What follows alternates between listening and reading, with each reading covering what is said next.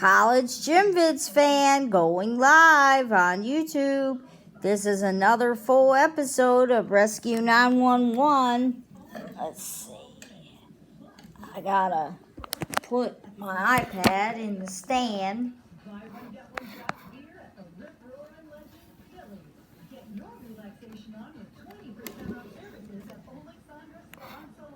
And get 20% off admission to Marvel Event Station. And if you call now, get a special ticket price for Mystere by Cirque du Soleil. Well, on the Justice Network, they had an advertising program, but after the commercials over there, have Rescue 911 on. Rescue 911. See, it says next, Rescue 911. This is 911. Do you have an emergency? Today on Rescue 911, a daring air-sea rescue. There's a saying in ballooning that it's better to be on the ground wishing you're up there than up there wishing you're on the ground. Rescuers rush to catch a renegade balloon over Australian waters. It was just sheer terror. You could see it in their faces. Plus, a half-ton bale of hay lands on a country doctor. Should I run for help or should I stay there with him? He said, I've severed my spinal cord. On Rescue 911.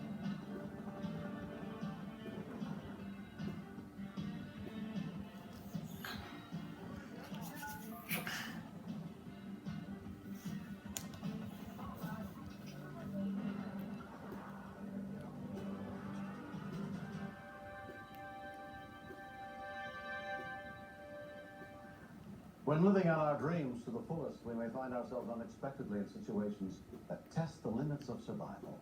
I'm William Shatner. Tonight on Rescue 911, true stories of men and women whose bravery and caring inspire us all. We begin on October 2nd, 1990, along the windswept coast of Queensland, Australia, as people gathered for a sunrise hot air balloon ride. Some of the footage in the story was taped as the events unfolded.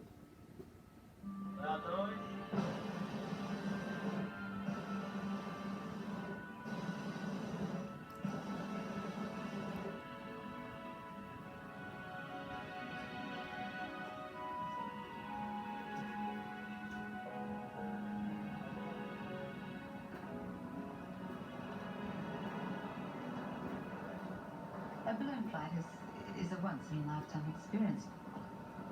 And the last thing that you want is for something frightening to happen.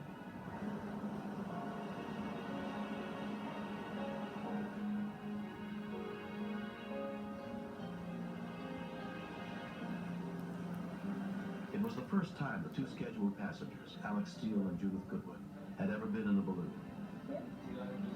Alex's wife Sylvia wasn't planning to go because she had a fear of heights. Sure you haven't got.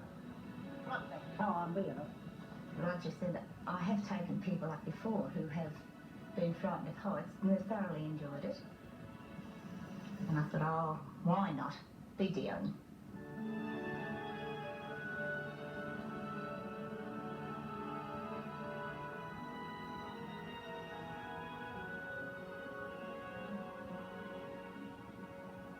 We weren't aloft very long and we knew that things weren't right. Instead of going straight up, we took off towards the sea.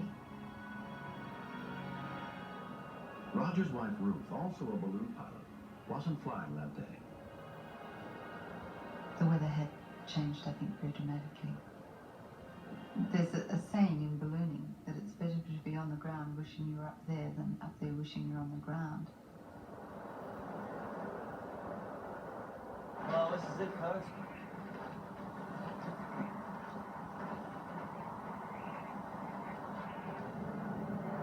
At the Coolangatta Airport, air traffic controller Michael O'Neill received a call from Roger asking for a boat because they were being blown out over the ocean. The balloon was in a stiff breeze. It can't stop, it just has to track the wind. They had no life preservers, nothing for a marine landing. And it was moving quite quickly out to sea. When we continue, It was hidden from us by storm cells and you just can't see through them. I was worried at that point that the balloon would be in the water. We may be too late. Attention military servicemen.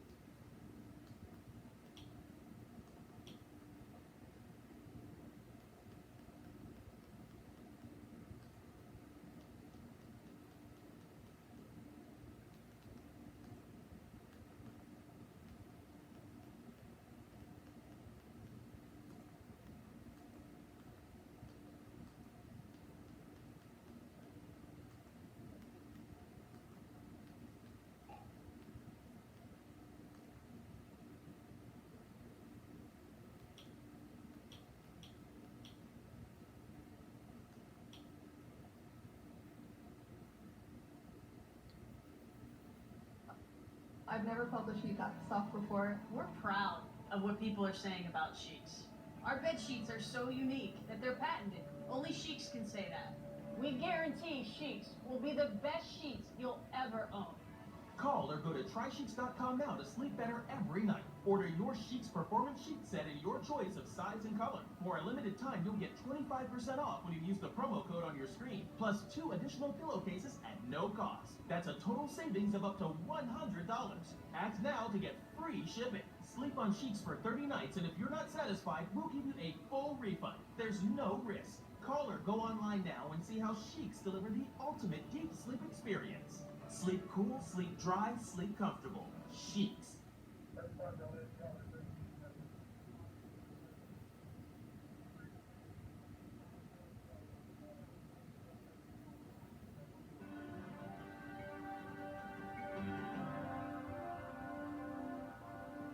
When a hot air balloon carrying 4 passengers was blown out to sea by storm winds, both the local police and the Southport Volunteer Air Sea Rescue Team sent boats to search for the missing balloon.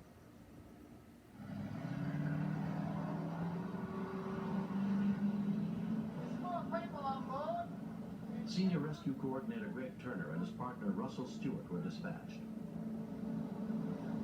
We had no visual contact with the balloon, so we started heading in the general direction of where the balloon should be. The balloon had a big head start on us.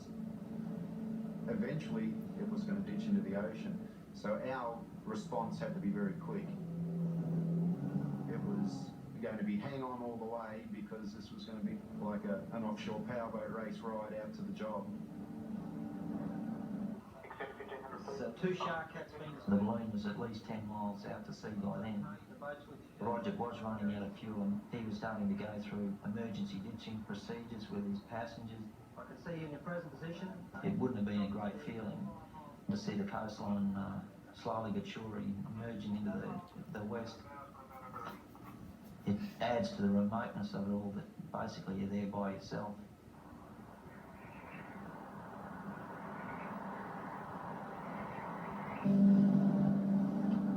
Gold Coast Constable Greg St. Clair was also searching for the balloon. It was hidden from us by storm cells and you just can't see through them. I was worried at that point that we may be too late, the balloon would be in the water.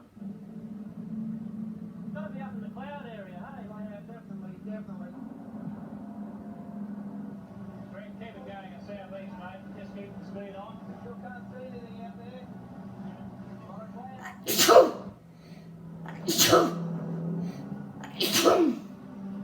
There it is. There was relief in my mind when we first saw the balloon. It was still up, we still had a chance. The balloon had been in the air for more than an hour and was almost 20 miles out to sea by the time the rescue boats caught up with it. They came down so they could verbally talk to us. The canopy was just acting like a big sail, so he was scooting along quite fast. They dropped us down a landing ribbon. The pilot was informing us that he only had 5 minutes or so of fuel left to keep the balloon aloft. The people on the balloon were quite panicky and calling for help and please rescue us. But we were trying to sort of think, how are we going to do this? This is something that we've never done before.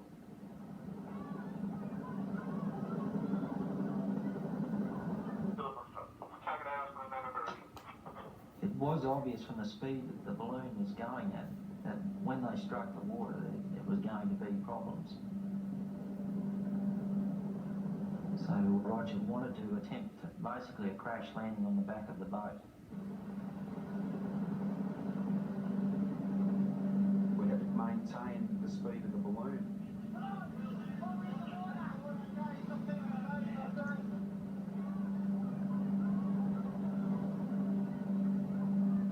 We kept hold of the landing line trying to steady it and trying to pull it closer to the craft.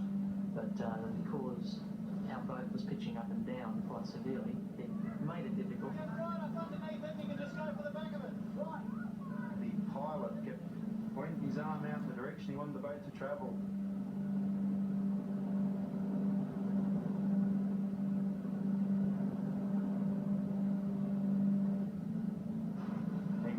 down. It was do or die.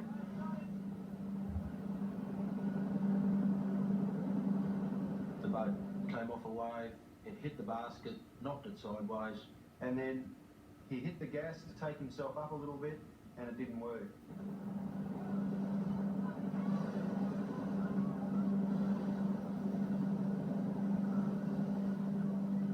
It hit the wave top so hard, everyone fell on each other. It was just sheer terror. You could see it in their faces. The basket scooped up some water and it slowed down its momentum. The basket at that stage was still doing around about 18 knots. The canopy of the balloon was just pulling it through the water, and all these people were trapped. They couldn't get out. The force of the water was way too strong. We thought that we're here to help, and these people are going to drown in front of us.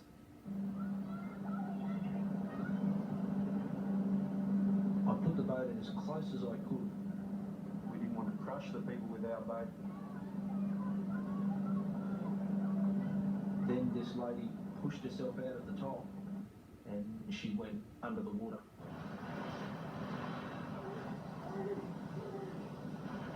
She was being dragged, totally submerged. I knew I had to get her, otherwise she wasn't going to make it.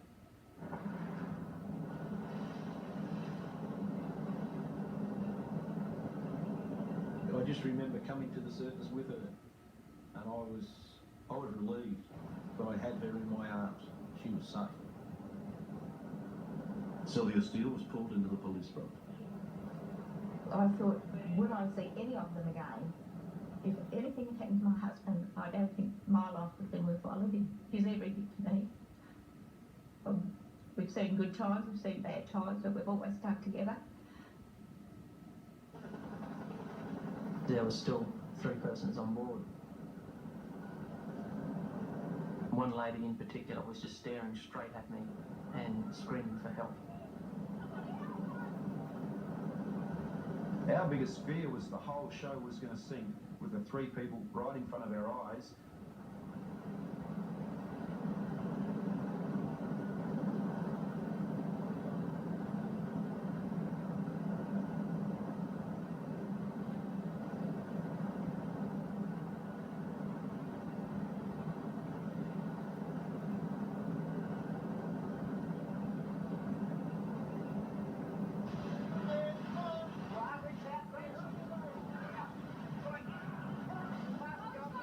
I pulled out one lady first, and she was quite shaken. But the boat was lurching from side to side.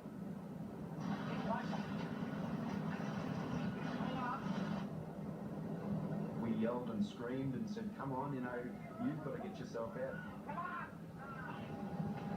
Come on! One more!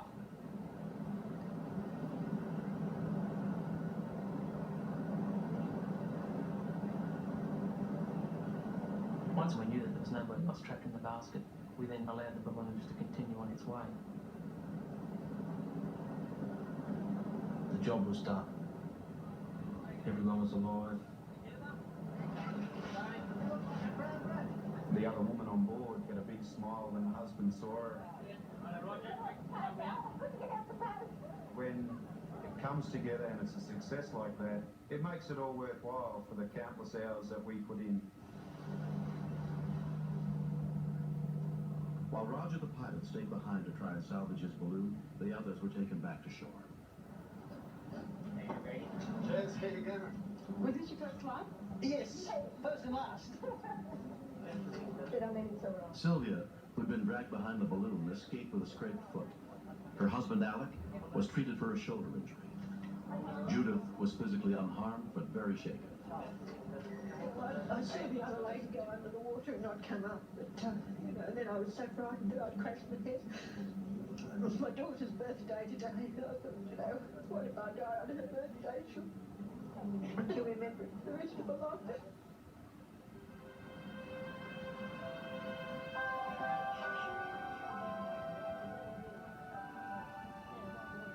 Two years have passed, but the memories of their unexpected adventure are still strong. And yeah, Roger tried his hardest to keep us calm, but when the basket hit the water, it was frightening because it hit with such force. My wife was first to get out the basket, and I couldn't see her. I really honestly thought that she was drowned. Sylvia and I have been married for 42 years, and I have we've got another 22 years left. It was almost cut short, and that's when I realised how much you have.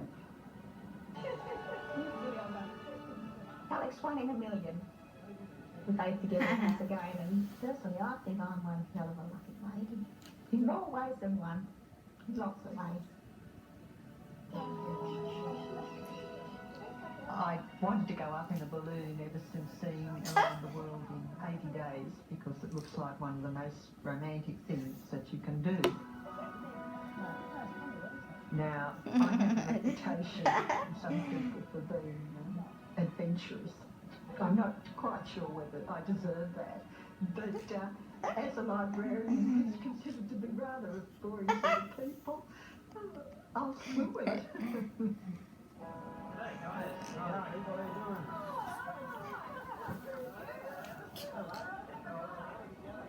I can't say enough for the rescuers, they were fabulous. They're a mighty fine bunch of guys, and I'd just like to say they were similar to fellas. I don't think any of us would have been alive today without them.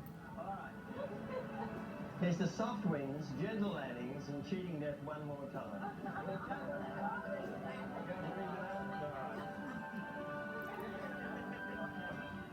Next. I was very afraid because I've heard of accidents like this before, and unfortunately you would get there to have it wrong. A tip.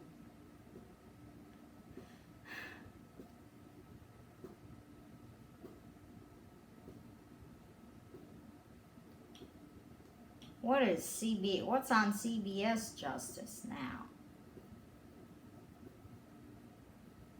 Computer, create a database for all historical references Just a to commercial.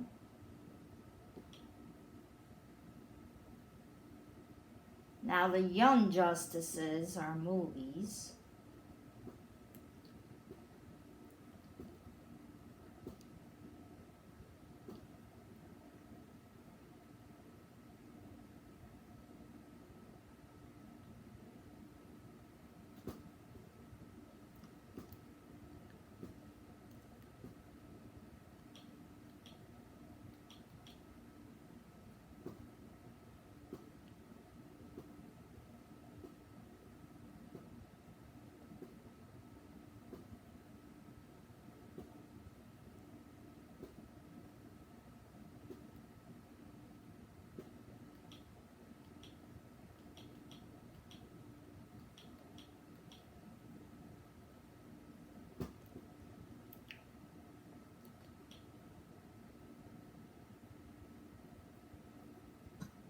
Six nine 6969.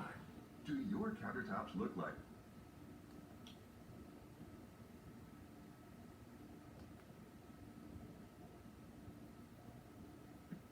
the incredible new wall outlet expander that adds a shelf to any outlet for clutter-free counters? No installation required. Just plug it in to power it up. Stop wrestling with those tangled, messy wires. Socket Shelf by Sharper Image features a built-in storage shelf, keeping all your electronics safe, organized, and fully charged. And it quadruples your power with 6 outlets and 2 USB ports. Turn an ordinary outlet into the ultimate charging powerhouse. Socket Shelf locks securely in place to any outlet, guaranteeing any item on the shelf stays safe. Use in the bathroom to keep kids' countertops clean and everything at their fingertips. The Handy Shelf gives you extra space where you need it most, perfect for pedestal sinks. Add extra power and storage in the kitchen. Electronics stays safe and off the counters during food prep. It's the ultimate charging station in the bedroom, and it's strong enough for any handyman's workbench. With a 180-degree outlet design, You can plug in any device at any angle, and it has a built-in surge protector. Keeps electronics safe from unexpected jolts. Now, Socket Shelf by Sharper Image is just $29.99. But wait, order now and get absolutely free shipping. That's right, free shipping. Socket Shelf is UL listed with surge protection, so it's safe to use anywhere, even GFI outlets. And it comes with an unprecedented 5-year warranty. Socket Shelf plus absolutely free shipping for just $29.99. And for the best offer yet, log on to find out how you can get Socket Shelf starting at the incredible low price of just $19.99 with free shipping. In stock for immediate delivery, so order now. To order the Socket Shelf for $29.99 plus free shipping, call 1-800-516-9502. That's 1-800-516-9502 or order online at SocketShelf.com. That's SocketShelf.com. Order now.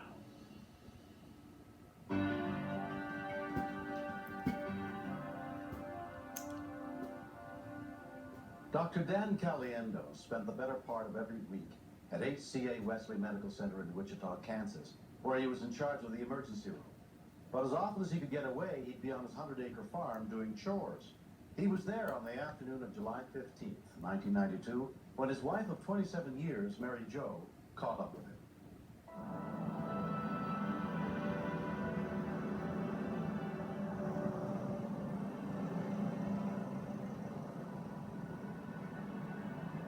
I pulled up beside him and asked him what he was doing, and he said he was going to take a bale of hay down to a friend of ours. You want to go? I said, I'll go with you if you wait for me. It was hot that day, and I wanted to go home and change clothes.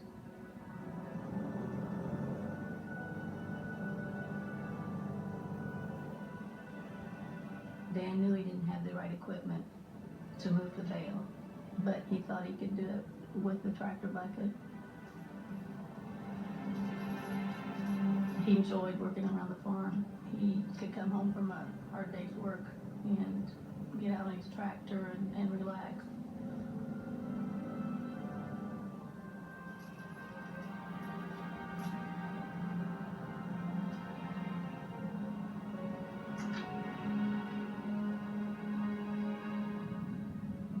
When I was coming back, he was starting to raise the tractor bucket up.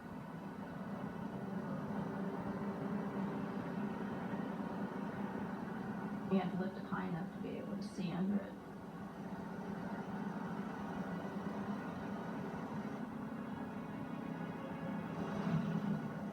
I have heard they weigh anywhere from 900 to 1,200 pounds. But these bales were really wet, which made them twice as heavy.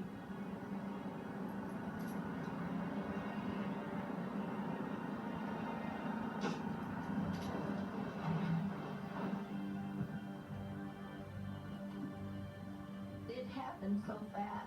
I don't think I realized how bad it was until I got up to him. He was having trouble talking. And I kept saying, I'm sorry, but I can't understand what you're saying. And he kept trying, and on about the 5th try, I finally caught what it was, and he was telling me he was kissing goodbye. He thought he had punctured his aorta, and he just knew he was bleeding to death. I didn't want him to die alone. I didn't know, should I run for help, or should I stay there with him? But I could tell what he was wanting me to do.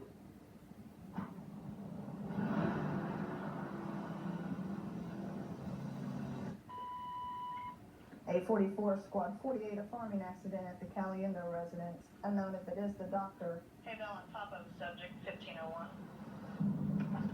The nearest medic was more than 10 miles away, but Jim Schmidt, an off-duty paramedic and friend of the Caliendos, happened to be driving near the farm. My biggest fear was the fact that it was Dr. C, as we call him. He's a doctor with compassion, and he cares for his patients and for the others in the emergency medical service loop.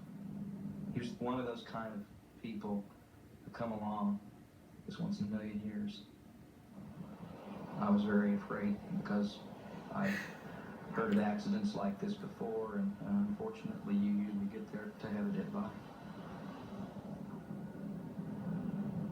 I was afraid he might have died while I was calling for help. My heart was pounding so hard that it felt like it was up in my throat. But he was still hanging on. He could not sit up by himself. He said, well, the first 25 years was great. And I said, well, the next 25 years is going to be good too. From 50 feet away, you could see the death grip that he had on the steering wheel.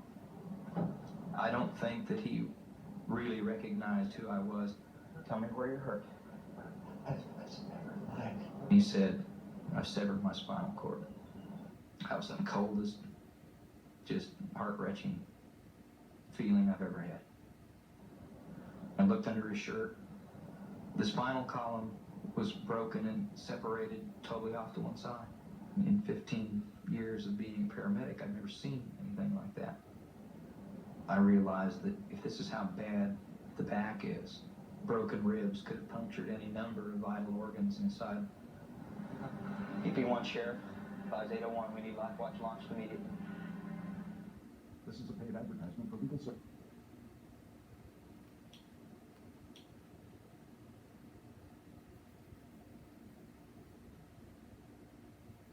What the hell is going on here? You first. Okay. Some guy comes up to me outside of the bar next door and wants some company. Look, he said he was married, so he had me rent the...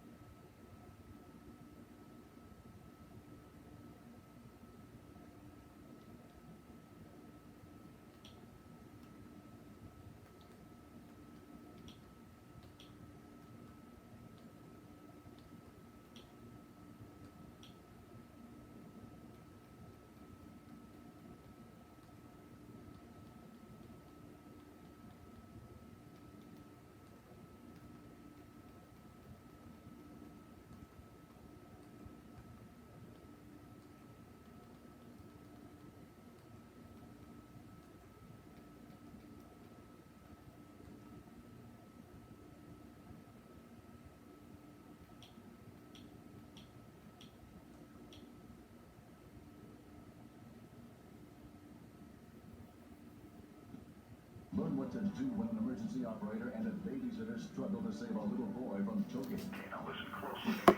Oh, this must be the beginning of the second episode. Hit the big red button and subscribe. Peace out, YouTube.